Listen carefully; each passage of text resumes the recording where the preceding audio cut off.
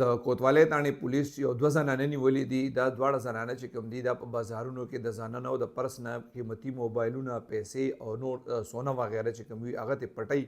تاسو ته به یاد وي څو ورځې وړاندې ما تاسو سره یو رپورټ شیر کړی و چې یاره سمیع الله نومې کس دی د هغه ښځې رپورټ درج کړی و چې هغه بازار ته راغلی و، هغې سره په پرس کې د لکونو روپو سونه وه. کله چې هغې شاپینګ کوو نو دې دوران ته نامعلومو زنانو د پرس نه هغه سونه وباسلې وه او تښتېدلې وې. دې حوالې سره د کوتوالۍ تاڼې پولیس اف آی آر درج کړی و. د کوتوالۍ تاڼې پولیس وینا دا ده چې بېګا هغې یو کاروایي کړې ده او دوه زنانه چې کوم دي هغې نیولې دي. یو د شیخ آباد ته، یو د پینډۍ ده، هغه هم په شیخ آباد کې اوسېږي.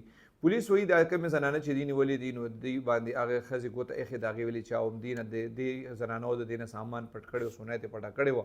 پولیس وایي ګرفتارې چې کومې ښځې دي د دې نه 3,80,000 روپۍ هم ریکور شوي دي او دې ګروپ کې چې دې سره نورې کمې زنانه دي نو د هغې تلاش هم شروع دی. دا زنانه چې کوم دي د دې تصویرونه به ټولو تاڼو سره شیر کېږي. اکثر تاسو به کتلي په صدر کې او په نورو بازارونو کې دا زنانه د خلکو نه سامانونه پټوي. نو که داسې د چا سره څه کیس شوي وي نو د کوتوالۍ تاڼې پولیس سره رابطه کولی شي.